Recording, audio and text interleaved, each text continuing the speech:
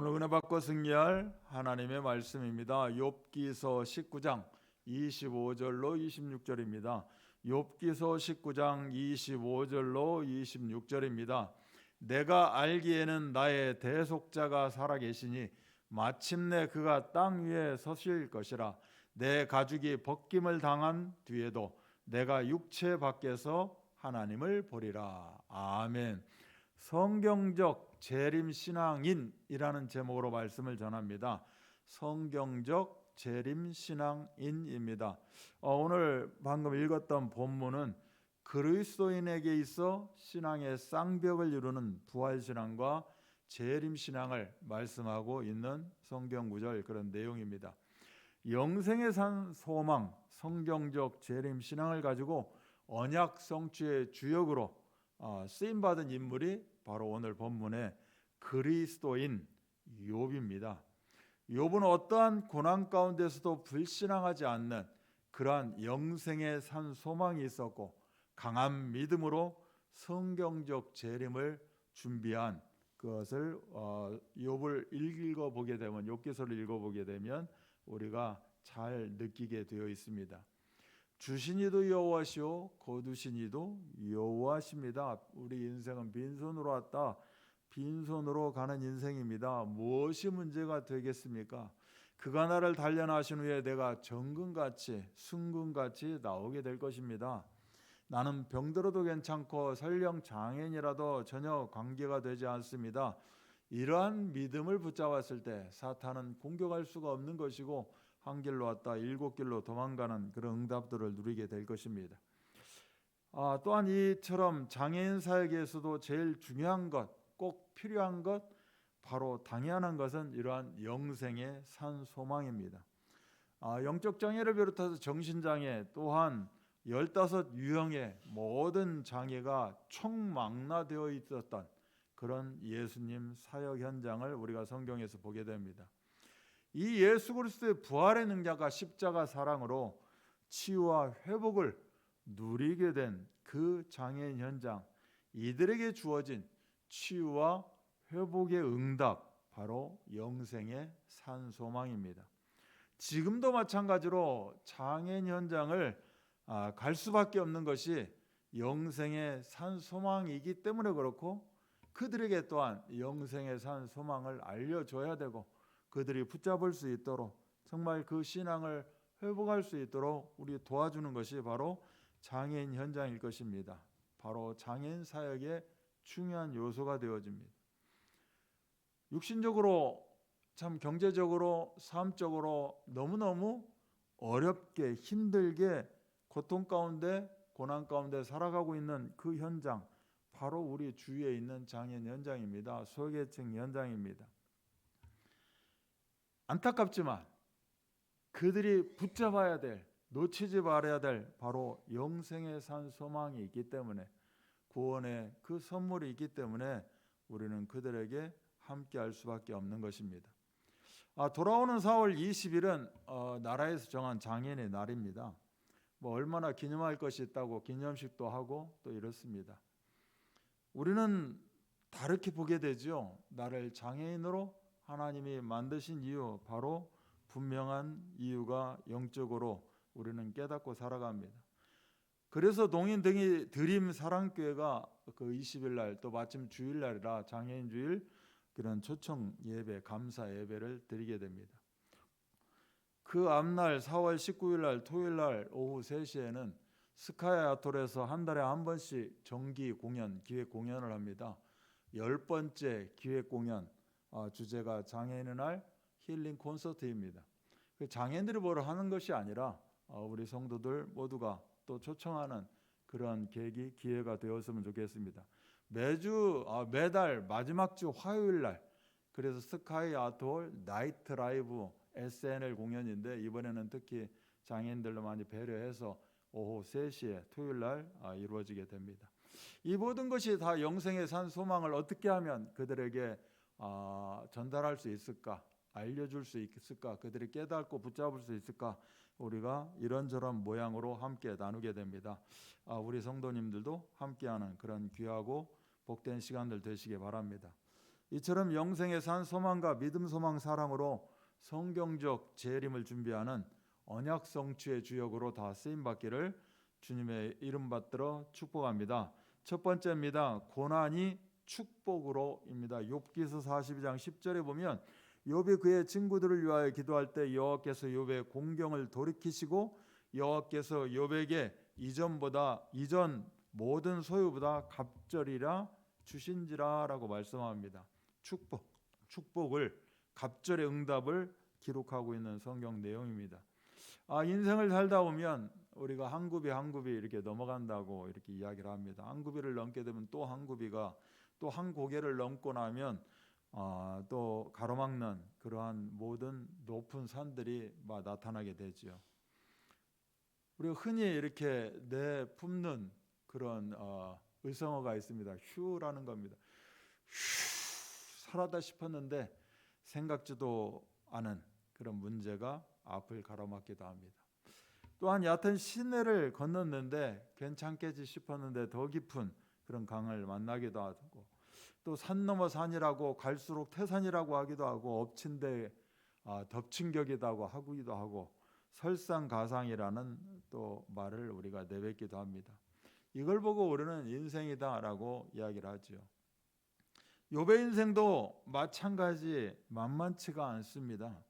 욥이 당한 고난은 일반인들이 당하는 그런 정도의 고난이 아니라 인간이 겪는 최악, 어떻게 보면 최고의 고난일 것입니다. 그런데 욥이 잘못이 있어서가 아닙니다. 의인으로서 아무 죄가 없이 그 당하는 고난입니다. 욥기서 1장 8절이나 2장 3절도 보면 여호와께서 사탄에게 이르시되 네가 내 종 욥을 주의하여 보았느냐, 그와 같이 온전하고 정직하여 하나님을 경외하며 악에서 떠난 자는 세상에 없느니라 라고 이야기를 합니다. 의인 중에 의인이라는 겁니다. 그리스도인 중에 그리스도인이라는 겁니다. 이러한 복받은 존재로 의롭게 살았음에도 순식간에 한순간에 고난이 쓰나미처럼 홍수처럼 밀려오게 됩니다.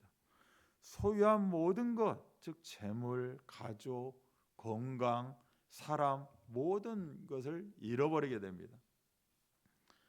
이러한 고난 중에 욥의 태도, 욥의 믿음이 무엇인가? 우리도 고난 닥쳐올 수 있습니다. 설령 나 혼자만 겪는 고난이라고 생각할 수도 있습니다. 그때 그 순간에 나에게 붙잡혀져 있는 것, 내가 어떠한 중심이 있는가, 어떠한 태도가, 어떠한 믿음이 있는가가 굉장히 중요하겠죠. 욥기 42장 5절은 이렇게 욥은 고백을 합니다. 내가 주께 대하여 귀로 듣기만 하였었더니 이제는 눈으로 주를 배웁나이다. 하나님과 사람을 원망하지 않습니다. 하나님의 섭리를 오히려 믿게 됩니다. 여호와의 말씀을 듣고 철저하게 회개합니다. 나의 무지로 인하여 저지른 말의 실수를 회개합니다. 티끌과 재 가운데에서 정말 회개를 하게 됩니다. 이러한 욥의 태도, 믿음, 나의 것이 되어주는 줄 믿습니다. 이를 통해서 욥이 받은 축복, 고난 당하기 전에 가졌던 것에 갑절의 복을 주셨다라고 욥기서 42장 10절은 이야기합니다. 여호와께서 욥에게 이전 모든 소유보다 갑절이다 주셨다. 관계가 회복되는 복입니다. 가정의 회복입니다. 심지어 자녀를 모두 이뤘는데 10자녀를 받는 축복을 누리게 됩니다. 물질의 회복입니다. 말년에 복을 받는 그런 응답을 누리게 됩니다. 여호와께서 욥의 말년에 욥에게 처음보다 더 복을 주셨다라고 기록하고 있습니다. 건강과 장수의 복을 말씀합니다. 욥이 완전히 회복한 후에 140년을 더 살았고 아들 손자 4대를 보았다라고 증거하고 있습니다. 이 욥은 고난을 통해서 예수님을 만난 것뿐만이 아니라 고난을 통해 눈으로 보는 신앙이 아니라 눈으로 보는 신앙, 사실적인 신앙을 회복한 것을 보게 됩니다. 내 생각 속에, 내 마음 속에 있는 신앙이 아니라 실질적으로 나타나서 그 영생에 산 소망을 알려주고 영생에 산 소망을 통해서 그들을 치유하고 그들이 행복한 예배자로 또한 그걸 넘어서 살리는 전도자까지 되어주는 제자의 응답을 누릴 수 있도록 그런 것이 우리의 현장에서 우리의 삶일 것입니다. 이러한 사실적인 신앙이 회복되기를 바랍니다. 성경 속에만 있는 신앙이 아니라 삶 속에서 실제적으로 살아있는 그리스도를 누리는 그러한 성경적 재림 신앙인 다 되시기를 주 예수 그리스도를 받들어 축원합니다. 두 번째입니다. 고난이 사명으로입니다. 욥기서 16장 19절로 21절을 보면 지금 나의 증인이 하늘에 계시고 나의 중보자가 높은 데 계시니라. 나의 친구는 나를 조롱하고 내 눈은 하나님을 향하여 눈물을 흘리니 사람과 하나님 사이에와 인자와 그 이웃 사이에 중재하시기를 원하노니라는 말씀입니다.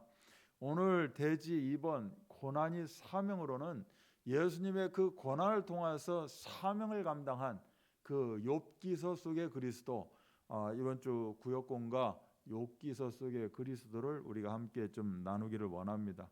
그 욥기서 속의 그리스도 첫 번째 대지는 중보자 되신 예수 그리스도입니다. 방금 읽은 그 본문이 배경입니다.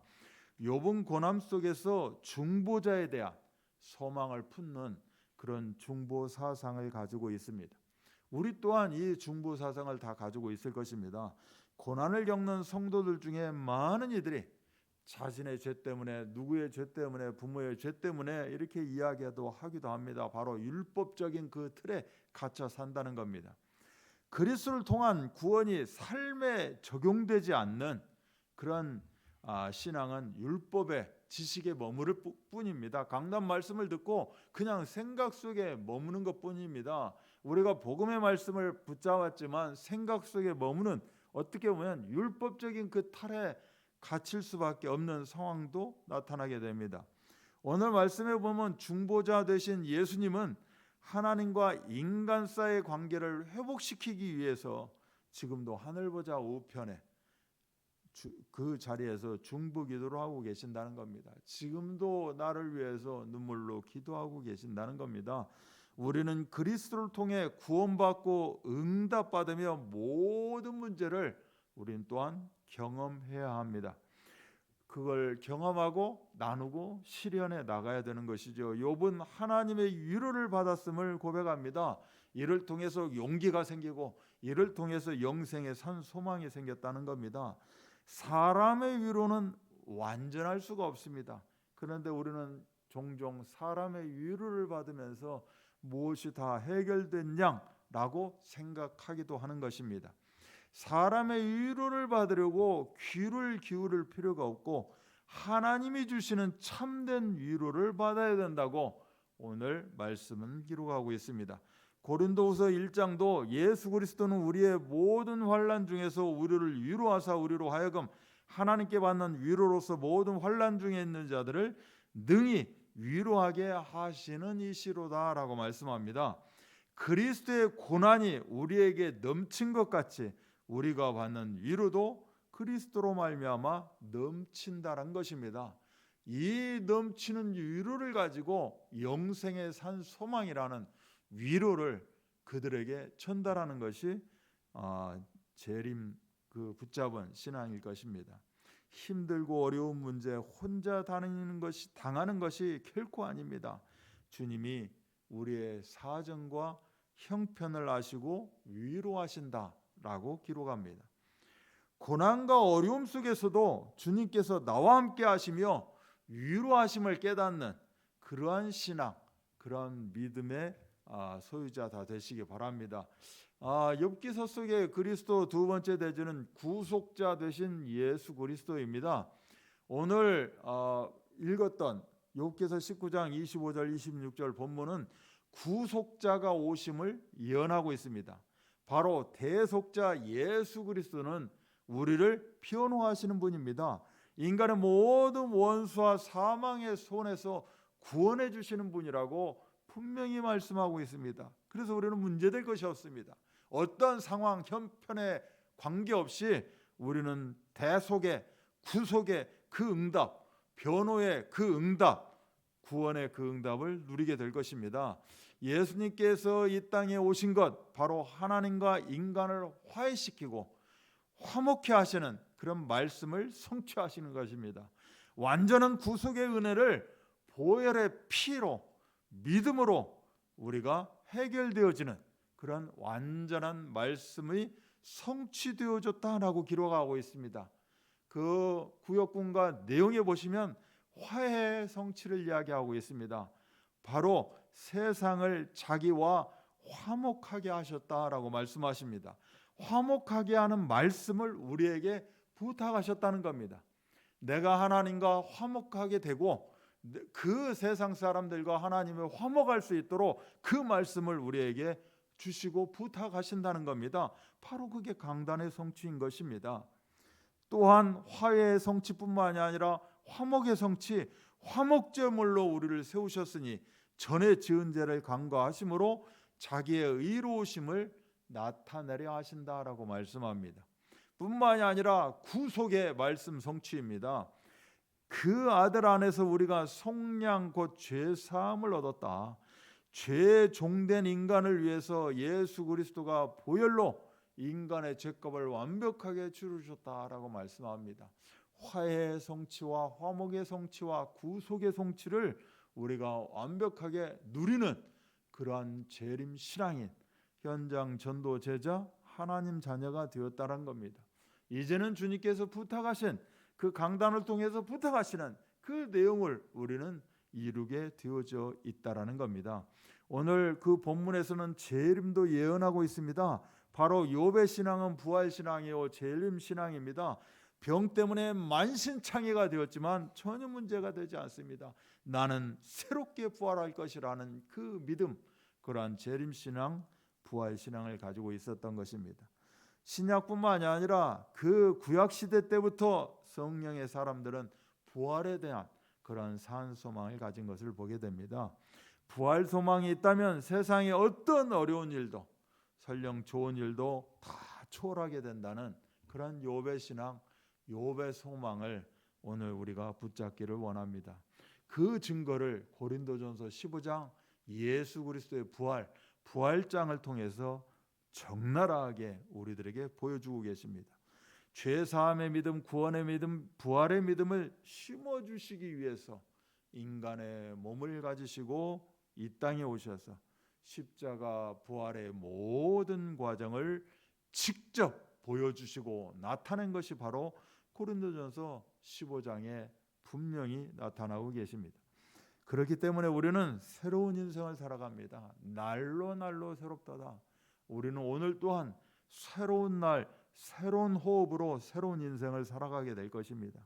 이제는 오직 육체를 위해서 살아왔지만 거듭나고 새 생명을 얻은 후에는 우리는 새로운 가치관, 새로운 사상 속에서 새로운 산 소망을 가지고 살아가게 될 것입니다. 영생의 산 소망을 가지고 이 세상에서 마지막 순간까지 복음을 누리며 영원한 생명을 증거하는 현장 전도 제자 다 되시기를 주 예수 그리스도 이름 받들어 축복합니다. 결론입니다.